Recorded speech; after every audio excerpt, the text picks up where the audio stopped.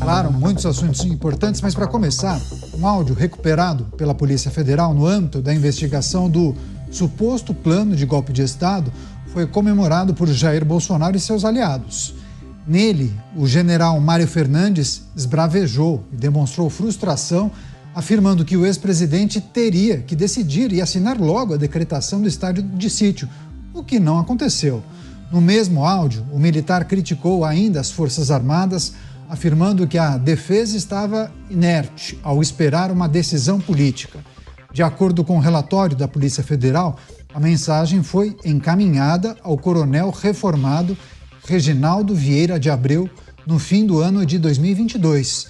Além desse áudio, outra mensagem também mostrou a irritação de militares com Bolsonaro, onde eles afirmavam que o ex-presidente não podia jogar dentro das 4 linhas da Constituição, um termo que Jair Bolsonaro sempre se utiliza, né? E justamente os militares disseram que não se poderia adotar essa estratégia por estarem em guerra ou suposta guerra.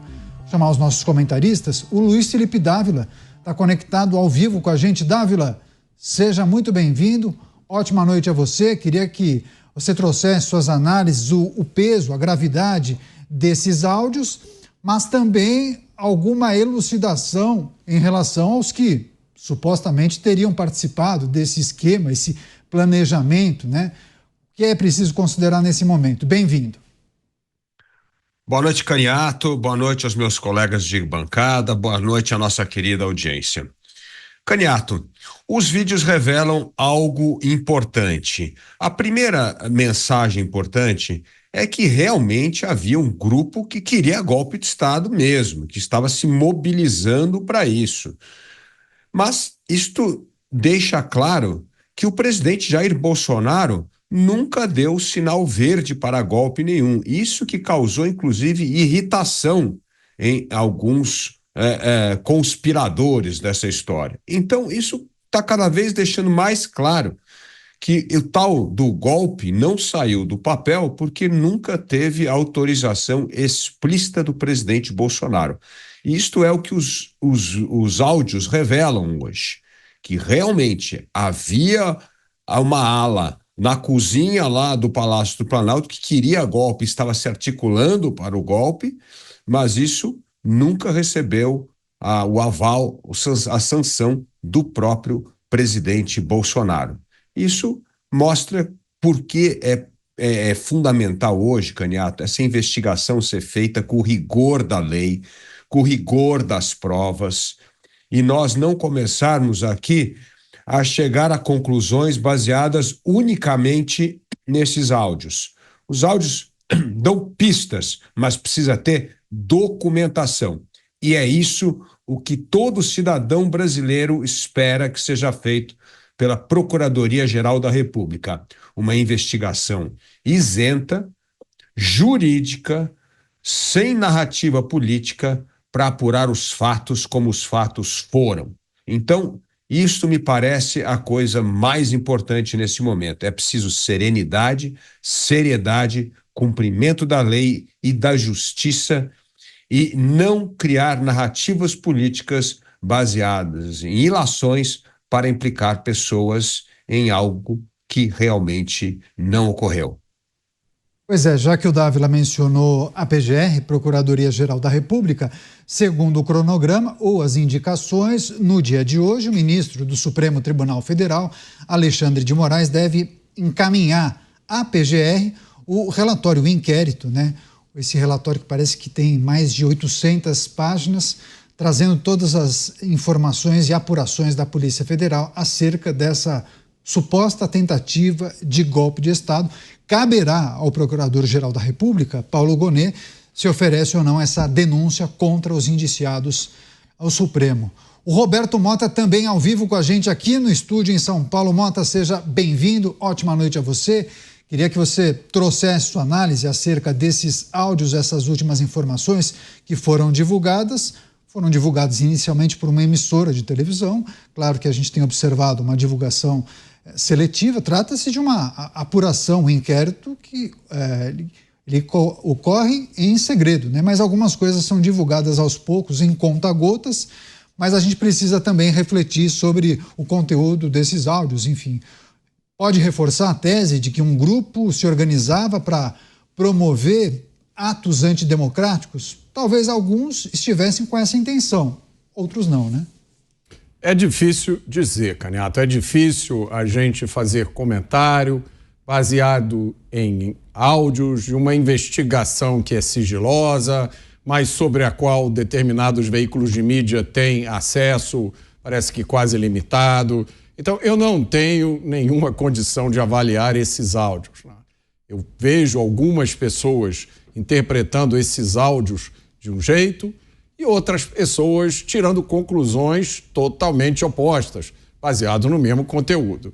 Eu acho que o Dávila levantou alguns pontos importantes aí, mas o que me chama mais atenção é que esse processo não é um caso isolado. O presidente Bolsonaro já foi investigado por fraude em cartão de vacina. É um crime, eu que acompanho a segurança pública do Brasil, é um crime do qual eu nunca tinha ouvido falar. Ele já foi investigado por vendas de joias, já foi declarado inelegível por ter feito uma reunião com embaixadores, já foi até investigado por ter se aproximado de mais de uma baleia. Então esse é o contexto onde esse indiciamento acontece. Eu acho que o povo brasileiro pode ser desculpado se olhar para tudo isso com um certo grau de otimismo. E só para acrescentar mais um elemento nessa história, hoje o promotor especial americano declarou que vai pedir o cancelamento do processo que ele tinha aberto contra o presidente eleito dos Estados Unidos, Donald Trump, por tentativa de golpe de Estado. Donald Trump postou há pouco tempo uma nota no X em que ele diz o seguinte: esses casos, como todos os outros casos que foram levantados contra mim, são vazios e sem nenhum mérito e nunca deveriam ter sido levados adiante. Mais de 100 milhões de dólares do contribuinte americano foram desperdiçados na luta do Partido Democrata contra seu oponente político. Nada parecido com isso aconteceu em nosso país antes. Então, está aí mais um episódio, né? Donald Trump hoje é o presidente eleito dos Estados Unidos, que mostra que misturar justiça com política e polícia não é uma coisa boa. O Cristiano Beraldo também está com a gente ao vivo. Beraldo, seja muito bem-vindo, ótima noite a você.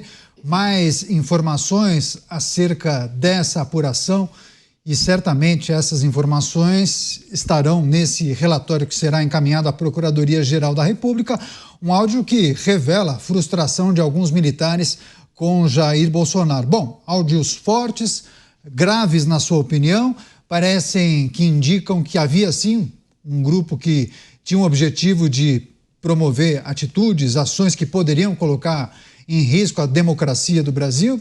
Talvez poderia. Agora, o que revela mesmo é a insatisfação desses militares com o chefe maior à época, né? Que ficou quieto, não decidiu nada, não deu aval para que eles seguissem em frente. Pois é, Caniato, diante desses vazamentos, dessas informações a conta-gotas que a gente vai recebendo, fica difícil tirar conclusões objetivas, mas a gente vai pegando essas peças e tenta colar e entender o que de fato pode ter acontecido ali. Boa noite a você, boa noite ao Mota, ao Dávila, a nossa audiência que nos prestigia diariamente aqui nos Pingos nos Is. Caniato, essas mensagens, elas revelam que alguém estava pensando em alguns caminhos a seguir. Tanto é que este grupo, que a princípio estava ali incentivando, tentando organizar uma ruptura institucional, estava fazendo isso na expectativa de ter ou não uma aprovação para seguir em frente. Então não é que havia uma revolta interna nas Forças Armadas. Talvez, eventualmente, este tema tenha sido pedido para ser avaliado. Ou talvez essas pessoas espontaneamente resolveram fazer esse plano e apresentar, submeter à aprovação. E é interessante porque quando você tem as Forças Armadas se insurgindo, Em geral, as Forças Armadas se bastam, porque a força militar, elas têm o domínio da força para que então possam tomar as medidas que julgarem necessárias para tomar o poder. Não era o caso. Ali, pelo que está colocado, eles tinham esse plano mirabolante e estavam esperando uma aprovação, reclamando, inclusive, de influência política. Agora, Caniato, veja, era uma situação política e talvez se esses militares tivessem feito uma análise do que aconteceu no Brasil em 1964, não teriam qualquer dúvida quanto a isso, porque também em 1964 havia um presidente, esse presidente sai, vai para o Uruguai, a presidência é declarada vaga, é feita uma eleição indireta que elege o Marechal Castelo Branco presidente da República, e aí se inicia o regime militar no Brasil, que foi mudando as suas características ao longo dos anos. Mas quando você fala de ruptura institucional tomada da presidência, é óbvio que trata-se de uma questão política. Então me parece um pessoal, no mínimo, atrapalhado, pouco atento, que carrega ali algumas falhas de contexto para entenderem qual o papel que ali estavam desempenhando. Agora, havia ou não havia envolvimento do então presidente Jair Bolsonaro? Essa pergunta ela ainda não está respondida. Porque se eles reclamam que Jair Bolsonaro, naquele momento, estava resistindo a não cruzar as linhas da Constituição, estão ali dando um depoimento, até então, favorável ao ex-presidente, no sentido de que ele estava com algum grau de preocupação em manter a normalidade institucional. Então é preciso que essa fumaça toda saia e que a gente consiga ver o conjunto completo de informações para que aí sim a gente entenda o que aconteceu, quem teve a iniciativa, quem estimulou esse tipo de pensamento. Pois é, e essa fala mais contundente do general Mário Fernandes disse o seguinte, vou até abrir aspas, o presidente tem que decidir e assinar esta M, três pontinhos. A nossa produção, educadamente, não colocou o palavrão na nossa linha fina, mas todos sabem qual é o palavrão que nós estamos nos referindo. Enfim, o general disse isso em uma das conversas que foram recuperadas, na verdade, pela Polícia Federal. Agora, Dávila, é claro que esse relatório, com muitas páginas, centenas de páginas, acho que mais de 800, esse relatório foi encaminhado, ou será no dia de hoje, à Procuradoria-Geral da República. Há uma expectativa de que o procurador Paulo Gonet faça uma análise criteriosa de toda a investigação, terá uma equipe, que irá auxiliá-lo, e há quem entenda que isso vai ficar somente para o ano que vem, fevereiro, possivelmente. Queria que você trouxesse mais alguns aspectos importantes sobre esse tipo de avaliação. A figura do procurador me parece crucial, fundamental, e é preciso que seja uma avaliação muito técnica, Porque assim, quando a gente fala que existe uma tentativa de alguns veículos de imprensa, ou sei lá, talvez de grupos de parlamentares ou grupos organizados da sociedade, de construir uma narrativa, a Procuradoria não pode se deixar contaminar por narrativas e torcidas, do lado A ou do lado B. É preciso fazer uma avaliação pura e simples daquilo que está descrito e também avaliar se houve algum tipo de erro na condução da investigação, se há algum tipo de lacuna, porque a Polícia Federal pode imputar algum tipo de crime. A Procuradoria-Geral pode falar, bom, eles até sugerem aqui algum crime, mas não está comprovado, Não há base para a gente afirmar que houve cometimento de crime, por exemplo, em um dos aspectos da investigação. É verdade, Caniato.